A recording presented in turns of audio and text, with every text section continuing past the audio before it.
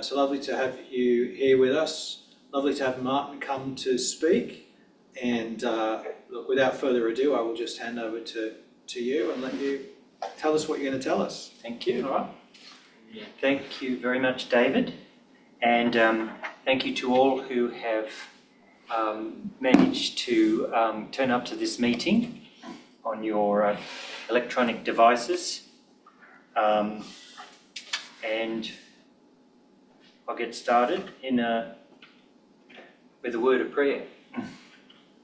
Dear Lord, thank you for the opportunity to look at this subject tonight. Prayer would be a blessing for everybody who's watching and who's listening, and there might be useful things that they can take from it. In your name I pray. Amen. All right, tonight I want to talk about the 5 steps to success. Around about 40 years ago, when I was in my early 20s, I was newly married, unemployed, and living in a new place and had bills to pay. A friend who I'd known for a while invited me round to assess a business idea that he was interested in. Heather and I both attended with interest. But when we got there, it didn't take us long to recognise what it was. Heather turned to me and said, "Oh, Martin, it's just Amway," which I had worked out as well. Unfortunately, her warning was in vain. Something had happened to me while I was sitting there, waiting for the presentation to start. I knew that God wanted me to do something with this. So I actually decided to join up and spent the next 3 or 4 years working in Amway. I didn't make any money, but I did listen to a lot of cassette tapes on succeeding, learning to be confident, thinking positively, and went through a lot of doubts for a while, but then gradually worked myself into a place where I gained skills that were to last me for the rest of my life, for the next 40 years. But during that time, in a kind of moment in time, God revealed to me this set of 5 steps, or you could call them necessary states of mind, which would help me succeed in what he wanted me to do with my life. And these steps are, next one, find a dream, make a decision, learn to forget about the past, never compare yourself with others, and always talk to yourself kindly.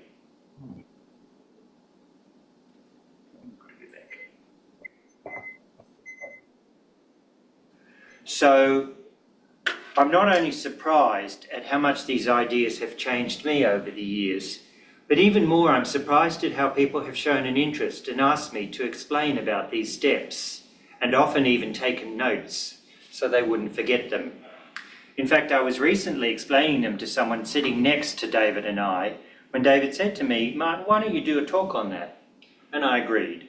So that's how I've come to be here tonight. So I'm going to go through and it's not an easy thing to talk about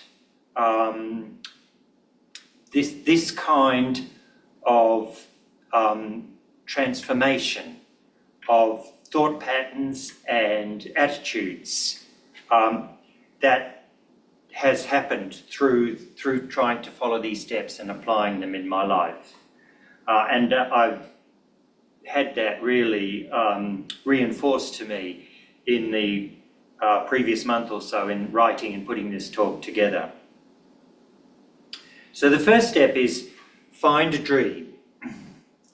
I've subtitled it Between Dreams and Daydreams. There are many meanings to the word dream. The following 5 people were helped by their dreams to change the world. Larry Page was a young student at university.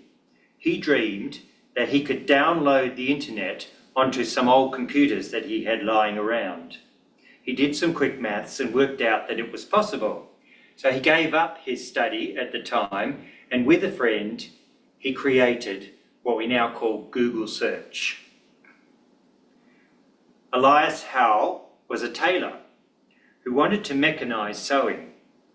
He tried many ideas until one night he dreamed that he was being chased by some scary warriors who had big long spears. Just as they were about to stick their spears into him, they turned to him and said, "You've put the eye in the wrong end of the needle." He immediately understood what they meant and went on to create the modern sewing machine. James Watson saw a spiral staircase in a dream, which helped him to develop an idea, an image, if you like, of the double helix spiral structure of DNA. Mendeleev and Newlands, two men trying to understand the periodic table of the elements of gases and metals and salts, had the idea,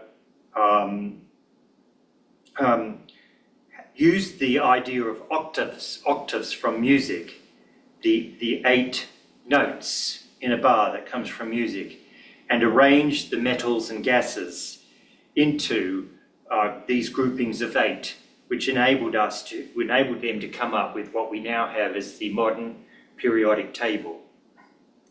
Lastly, Niels Bohr used his understanding of planets going round the sun, the structure of the galaxy, to show the structure of the atom. These, of course, were not the kind of dreams that I want to talk about tonight, but they do show how God is involved. These are all true stories and show how God is involved, not only into our lives, but into our dreams and other things, and has enabled people to do new things in our world.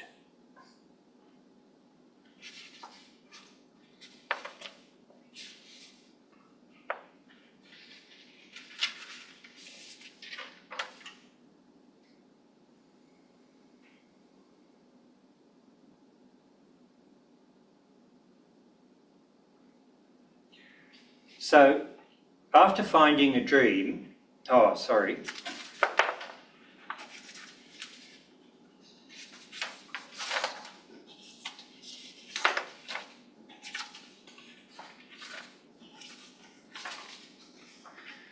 dreams that I want to talk about tonight are more like visions, but they can still change the world.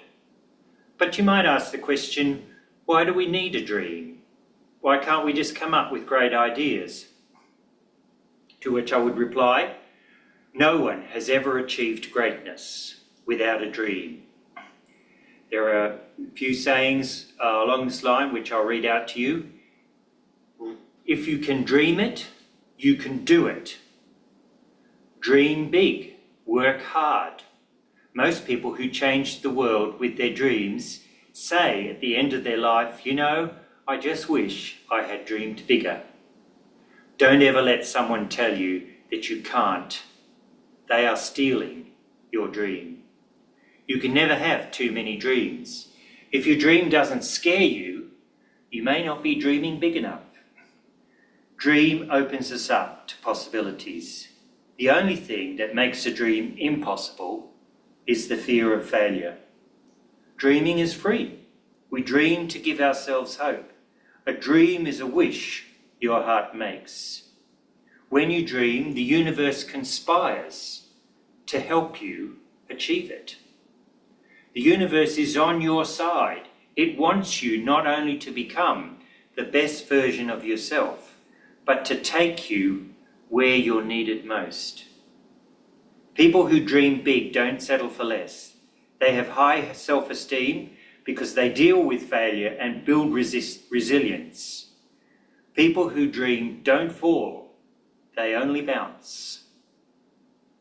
People who dream are more used to saying thank you. You are never too old to set another goal or to dream a new dream. Now, dreams are not fantasies. So what's the difference between a dream and a fantasy?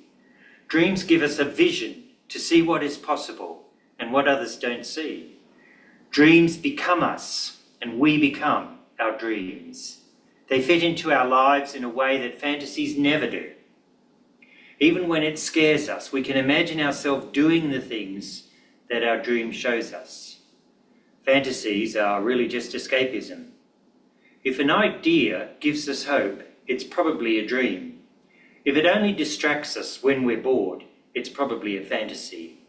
The question is, can we visualize it? Or are we only trying to escape into it? So where does a dream come from? How do you find a dream? Well, God has a plan for us. The most that our parents could have expected before we were born, was that we might be male or female, a boy or a girl.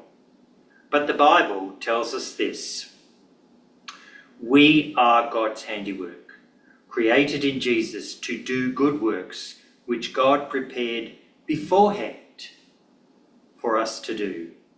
Ephesians chapter 2, verse 10.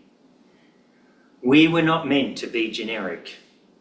The Lord gives us natural gifts, talents, even interests in particular areas, and places us in circumstances to equip us.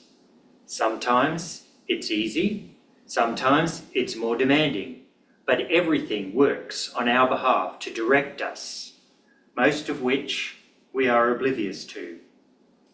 Swedenborg wrote the book Divine Providence. In Divine Providence, he describes the way the Lord has goals for us. In fact, the Lord has a goal for the entire human race. The laws of Divine Providence are that we should act in freedom, using our reason. God often prevents us from knowing about his influence in our lives so that we can act in a way that takes responsibility for ourselves, for our actions, and for our dreams.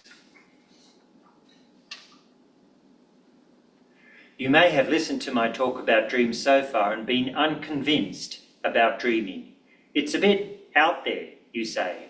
I have things to do, people to see, money to earn. How can I just dream? How can dream make a difference? But Swedenborg in the book Divine Providence teaches that the inner things in us, the inner things that are part of our life, not the outer things, not the world in which we live and work and do all of the responsibilities that we have to do. The inner things are what matters. It's important, wisdom, concern for others, and ultimately our eternal destiny. Dreaming may seem a bit dreamy, but I assure you, it's not. Number 2, make a decision. Click the space bar.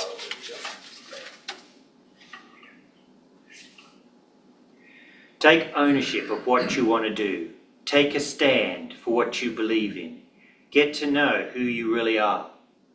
These are all the things a decision will help you with. What you want to do and what you won't do. Matthew chapter 7 verse 13.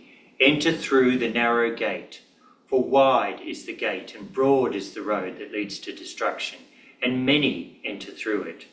But small is the gate and narrow the road that leads to life, and only a few find it. What is the decision? The decision is something that is firm in your life, that it at least makes clear to yourself what you want to do. Psychology tells us that our body is unable to distinguish between what is going on in our brain and what is going on in the world around us. We can make a decision inside our brain which affects nobody else but us.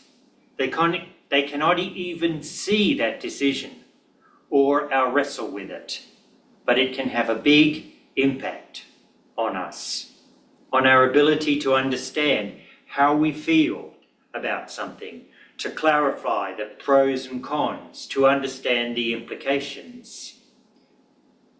Normally, when we make a decision, when we want to decide on something, we go through the pros and cons and and look for as much information or evidence one way or the other. But none of that involves making a decision. And it's not until we sit down and decide in ourselves, in our own mind, okay, this is what I think I should do. It's surprising that we don't take advantage of the opportunity to make decisions and then to be able to look at those decisions we've made in our mind and see the consequences, work through the consequences in our head, in our brain, before we have to face those consequences. In the world, this is the power of our capacity to make a decision. People think being forced to make a decision is a threat. What will we do if we're wrong, they say. Shouldn't we keep an open mind, they say. But if you believe you've made the wrong decision, or if the Lord or the universe convinces you that it's the wrong decision, what do you do then? It's simple. You just make a new decision. Nobody's affected but you.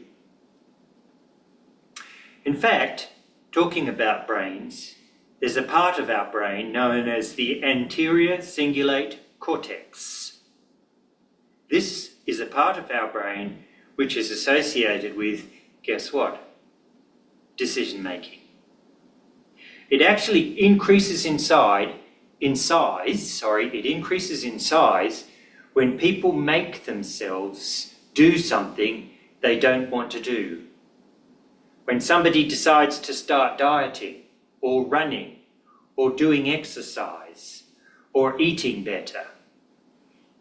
This is the anterior cingulate cortex being used, being exercised in our brain.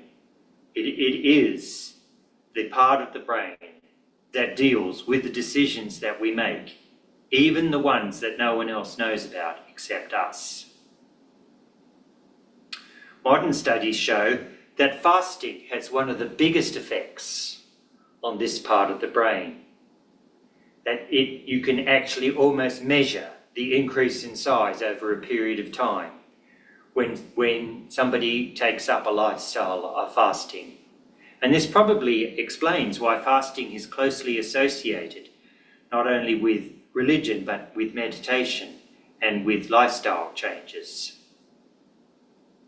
People who live a long life also have a larger than average anterior cingulate cortex, which suggests that it has a role in our will, in our desire to live. Someone who has an enlarged and cingulate cortex is somebody who makes decisions, particularly makes decisions to live well, live long, and be a blessing. It's interesting that the cingulate cortex is also closely associated with the part of the brain that joins the hemispheres together. And so in a strange sort of way, the cingulate cortex helps us in our relationships with others, sometimes when we don't want to like others, and the part of the brain that joins the hemispheres together helps with our working with what's inside of us. So the relationship inside of us relates to the relationship with others. After all, a stranger is just a friend we haven't met. In short, the anterior mid-cingulate cortex expands as we make ourselves do what we don't want to do, and it becomes easier as we continue to do this, as we continue to undertake this process. There's a saying, all it takes for evil to prosper is for good people to do nothing. Much of the evil in the world takes place because those that could prevent it are apathetic towards it or can't decide what to do about it.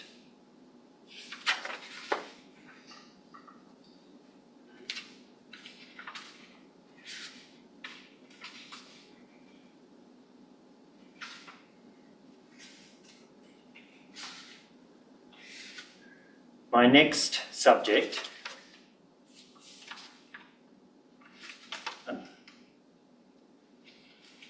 learn to forget about the past.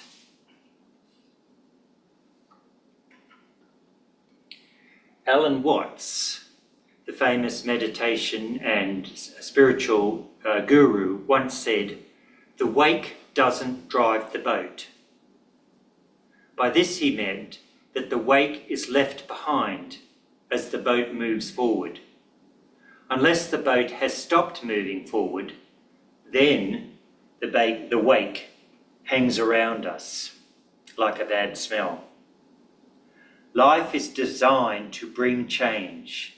Our existence is perfectly balanced by the Lord to produce sometimes things that are sufficiently annoying to make us want to change, to make us want to do better. We often find ourselves in situations that lead to discomfort, which then makes us get angry. Have you ever thought that this may be exactly what God wants? When we get angry, then we get up off our backside, so to speak. We get rid of our apathy and we make decisions to do things. Sometimes the past holds regrets for us, mistakes that we've made in the past. There are so many things that I wish I hadn't said to people, and I wish that I hadn't said them the times that I have said them and the circumstances that I have said them in. These are regrets that hold us back. These are regrets that we don't need to have. We don't need to go back over. We don't need to use as a measure about how we're going forward. In fact, Swedenborg even tells us that there's a special group of demons in hell who get great enjoyment from reminding us constantly of all our past mistakes. Why would the Lord allow this? Well, in reality, you are the only person who cares about what you did in the past. And if you're moving forward, you have no time to spend contemplating it. The past is gone. It ceased to exist. It's not even preserved in heaven. In fact, many of the memories that we have when we get to heaven, we actually lose. We no longer have access to them, and I suspect we don't want to have access to them. What about forgiveness? When forgetting is forgiving? What about the pain you have from others or grudges you hold? If you really want to punish people who have hurt you, then forgive them. Pretend that you can't even remember what they did to you. If they remember it, you'll be impressed by your maturity. They'll be impressed by your maturity. If they don't remember it, then lucky you don't either. If you were successful in the past, it may make you overconfident. If you were unsuccessful in the past, it may make you fearful and resistant to change. Forget about the past. Nostalgia can be a real nuisance.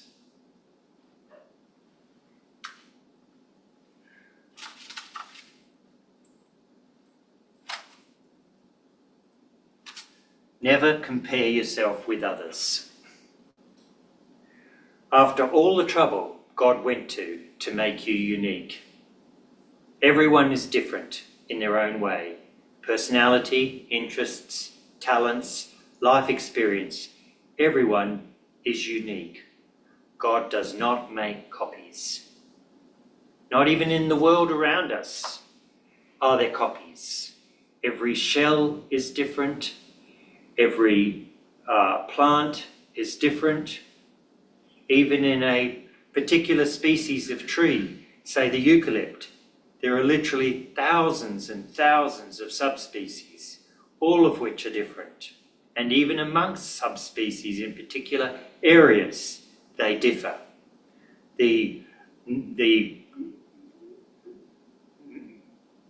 variety in nature is beyond comprehension.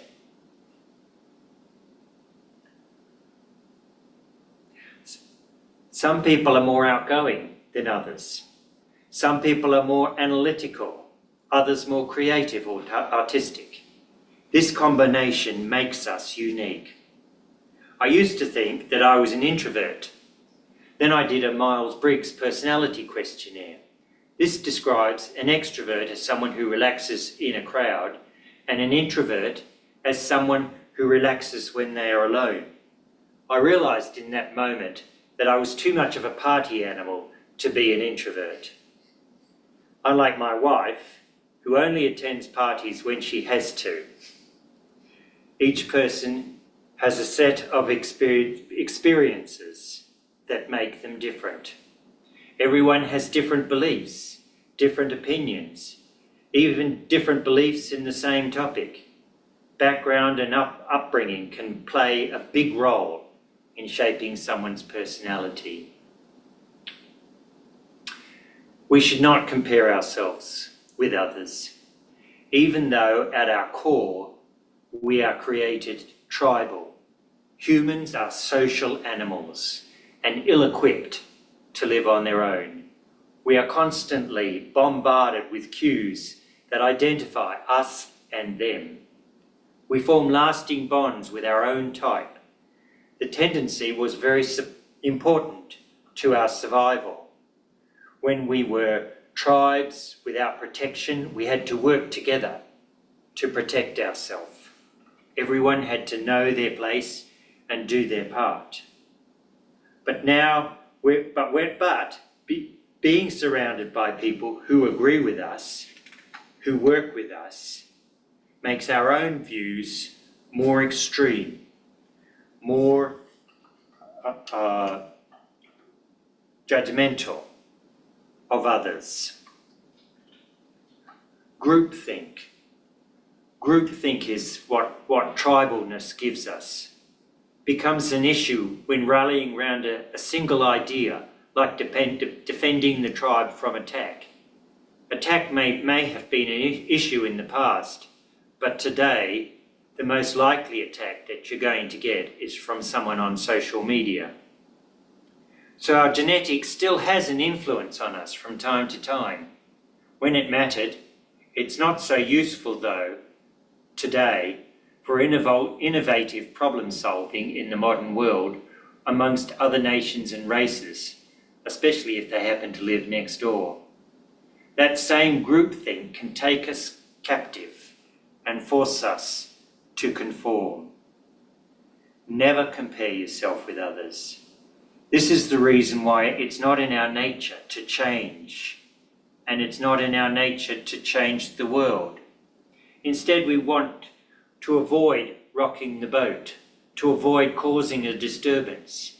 It's in our nature to hide in the crowd, to do whatever keeps us safe and inconspicuous. But to change the world around us, it's actually something that God desires. God desires to make the world a better place, and God desires to do it through us. For that, he has to break us out of some of the bad habits that we have acquired. He has to set us free from trying to keep up with those around us. The point of the dream that we have taken into ourselves is that it gives us a reason to change. It gives us a reason to make decisions. It gives us a reason to forget about the past. And it gives us a reason not to compare ourselves with others, because we cannot acquire the dream, pursue the dream, unless we do these things. We are like chickens, wishing we were eagles, but the first thing we have to do, of course, is to find our way out of the chicken coop. The greatest security we can find in life is in prison. That's why it's called maximum security. Things people who follow their dreams don't do. They don't tell their big dreams to small-minded people. They don't serve someone else's dream. They don't make excuses. They don't compromise their principles. They don't see a glass as half empty instead of half full. They don't focus on money. They don't believe anything is impossible. They don't quit halfway or believe in shortcuts. They don't let themselves go. They don't get stuck in a safe space. They don't procrastinate. They don't do things people who compare themselves with others do. The last one.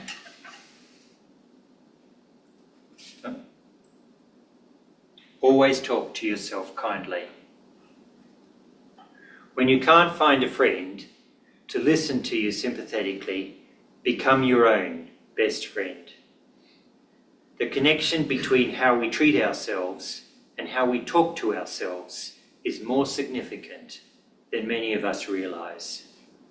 Constant self-criticism can lead to heightened feelings of anxiety and depression. You need to compliment yourself with words. It might feel unusual at first, but this habit can do so much for your self-esteem. Start by recognising your achievements, no matter how small. Verbally congratulate yourself on your effort when you complete a task, or your patience in a challenging situation. If you find your mind filled with negative self-talk, pause. Reframe it to something more positive. Instead of, I can't do this, try, I'm learning and getting better. This can shift your internal dialogue to a more supportive and encouraging one. Each day, reflect on what went well, not on what went badly, not on the mistakes you make, not on the things you didn't do or wish you had done, on what went well. Recognise your efforts and the progress you've made. Thank yourself with praise for your own perseverance. When we treat ourselves with compassion and understanding, we foster a sense of peace and security. This approach can equip you to respond to challenges, can influence how you show up for yourself in areas of your life. Being kind to yourself can help you show kindness to others more effectively. The ability to bounce back from setbacks can be strengthened by self-kindness, by loving acceptance of ourselves, no matter what. Let us take ourselves in hand. Let us give ourselves a good talking to. Let us be the encouragement we need. Self-kindness and talking to yourself kindly sometimes feels unnatural, especially when you first begin. But constantly seeking support and affirmation from friends and family can wear them out, can affect their self-confidence, and it's not a sign of strength on our part. Often we are taught that being tough on ourselves will make us do better. But we all know that mostly it just makes us feel worse. Angels and the Lord are constantly around you, constantly encouraging you, constantly telling you what you need to do to succeed, giving you tips moment by moment in your life about the good things to do and about how to get out of bad situations, but we are unaware of them. I discovered when I started talking to myself kindly, I began to notice after a while that many of the things that I said to myself were not actually coming from me anymore. That's when I realised I had given my angels permission to talk to me the way they wanted to, and I was now able to listen to them, to hear the only way that they could talk to me. which was in this positive, loving, caring, and supportive way. Let's finish with Philippians 4:4-7. Always be full of joy in the Lord. I repeat, rejoice. Show everyone consideration in all you do. Remember the Lord is showing himself in you. Don't worry about anything. Instead, pray about everything. Tell God what you need and thank him for what he has done. Then you will experience divine peace, which exceeds anything else you can ever know. His peace will reinforce your heart and mind as you live in Jesus. Thank you. Thanks, Martin. So, Now I believe we have some questions for people. yes, if anyone wants If anyone's to interested. open up your mic and say hello and ask any questions of Martin, you're most welcome to do so.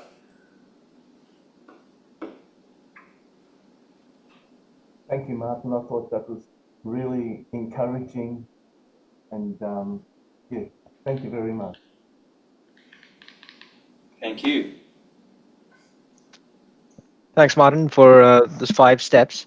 I just want to ask more about reading your dreams. How would you sort of go deeper into that? To find out what the Lord has in store for you. Is that something that comes as a dream in your sleep, or is that something that comes in as a thought while you're awake? It can come as a dream, but it's rather the exception than the rule. But getting to know your dream or getting to find your dream comes from the idea that you have been created to do something very specific with your life. It's not necessarily something you can define easily. It often is undefinable because it's often so big and has so many parts to it. But as I say, the Lord created you for a purpose beyond the purpose of getting you to heaven and regenerating your life. So as far as finding your dream is concerned, well, it's beginning with the things that you enjoy doing and then trying to, with the help of the Lord, move on from that to make it more specific. When two people talk about working out your dream, what they usually start looking at is how to describe it to yourself, or where your bliss is, where your joy is in the things that you do. I believe that if you continue patiently with that, it's a matter of clearing away the things that distract you and that obstruct you from working out what it really is that you should be doing, with the expectation that there is something that is specific to you and that you are ideally created to handle. Possibly the most important thing is to find out what you love and keep doing that and looking at where that takes you. Yep. Thanks for the question. I've just typed into the chat, if anybody needs to, Heather mentioned she's struggling to unmute her microphone. If anybody needs to ask a question, you need to pop in the chat. I can ask Martin, we can see it here, so feel free to use that mechanism if necessary. Type it in. Has anybody got any other observations or things they want to say? It could be anything. If not, we're going to stop and have a cup of tea. I've blown them all away. I think like forgetting was one of the steps was forgetting the past, right? That's Yeah. really sometimes it's hard because there are certain triggers that when it happens, that's when you remember the past. It's like it's not consciously done. It's like somebody says something and it's like that triggers the past. But should you go looking for the past in yourself, like even before the trigger happens? Should you like I think try to meditate and then try and find the past within yourself, and make peace with it? you should have as little to do with it as you can. Okay, so you shouldn't go Um, looking for it. no, I Mhm. mean nostalgia can be a lovely thing. You can go into a situation and be reminded of something that happened to you when you were young that you enjoyed. So that the past can be a beautiful thing.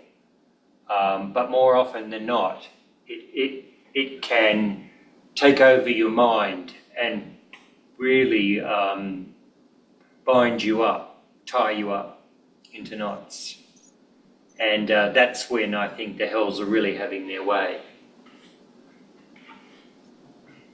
Oh, Martin, I was thinking back on the past can also be useful sometimes, depending on how you've interpreted what has happened. Because, Yeah, yeah, I think God uses everything, even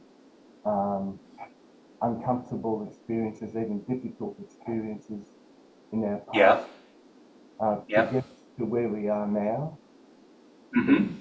to wake us up. Sometimes it can be painful, but yeah, it all depends on how you interpret it. Like you can look back and say, boy, that was a terrible thing, but actually it worked out for the best in the long run because Mm. now I look at these things differently.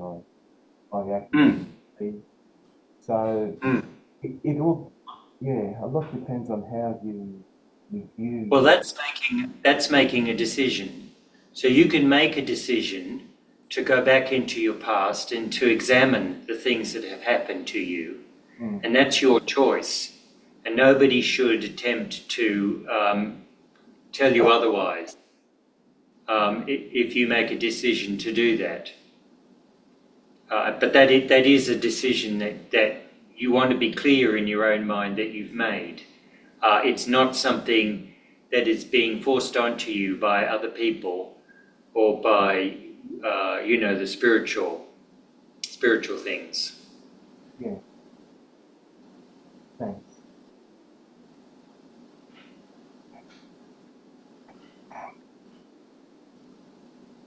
Because it's with secular psychiatry or psychoanalysis, they always start with the past as a predictor of future behavior.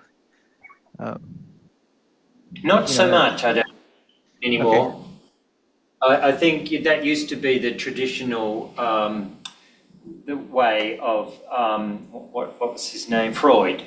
He used to go Yeah. back and they used to talk about things that even happened to you while you were in your mother's stomach and all that sort of stuff. But I think that they do much less of that these days. Yep. After all, most people acknowledge that the most important part of your life is what's happening to you right now. I think that's what you'll find most psychiatrists and psychologists are interested in more than anything else. Yeah. And that, of course, once again, is tied to the decisions that you are making.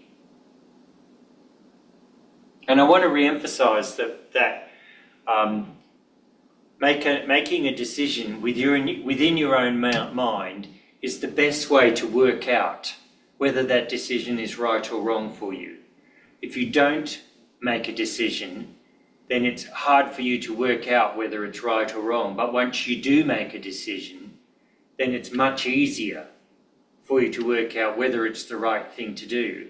And of course, at that point, you're then in a position to make another decision that's either the right one or a better one than the previous decision you had. So decisions, you could say they're a bit like stepping stones, and you often need them to get through difficult places in your life. I don't know whether that people can relate to that. I've heard the story, the donkey that dies of starvation in between two buckets of feed because it can't decide which one to go for. Can't decide which one to choose. You've got to just make a decision. Yeah, You yeah, know? that's right. It doesn't matter if it's the wrong one in a sense. That's You right. You find that out through That's the process of making it. That's and right. The consequences that come out of it. Yes. People make two mistakes with decisions. They either make it so important that it cripples them, it makes them incapable of doing anything or of deciding anything. Or they think, oh no, it can't just be as easy as making a new decision. No, it can't, no, how can, that's just too easy. So they either don't, oh, you make a decision in your head, it doesn't mean anything. They don't understand the idea that your brain actually can't tell the difference whether it's in your head or whether it's in the world.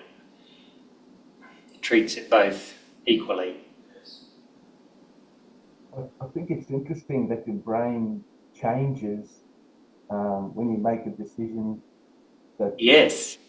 yeah, Yes, absolutely. the part of your brain sort of activates or becomes bigger or something, and you think, oh, this is good, you know, this choice that I've made, and then later on, you can look back on it and go, actually, that wasn't that good after all. But at least then, as you said, it gives you an opportunity to make another choice.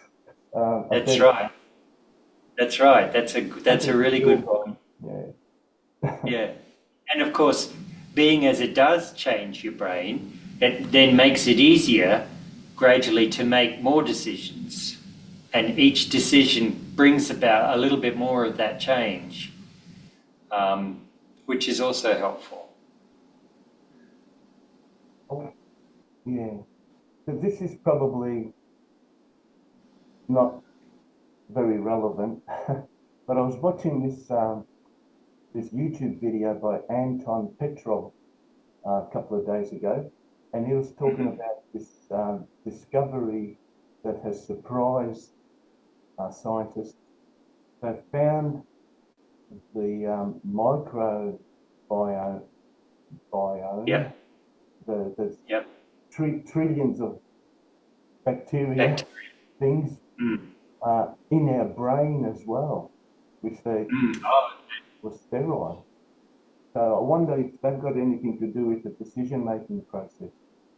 I don't know. Maybe they line up on one side or the other.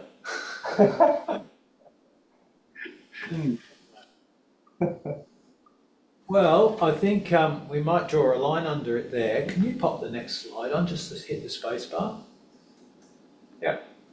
And I'll just share with you our next event. Oh, I'm going to have to pin me again so I can see what I'm looking at. So our next event coming up on the 28th of June, Friday the 28th of June, is really a very interesting one. We have a local academic, Dr. Raj Ramananda Pillai, is going to be talking about the spiritual symbolism of nature and elephants in the religious traditions of South and Southeast Asia, which is just going to be fabulous. I've heard him speak about trauma in refugees. And a very interesting man. He works at Monash University just over the way here. So sounds fascinating. Yeah, so I'm really looking forward to hearing him and what he has to say. 7:30, Friday the 28th of June is our usual time.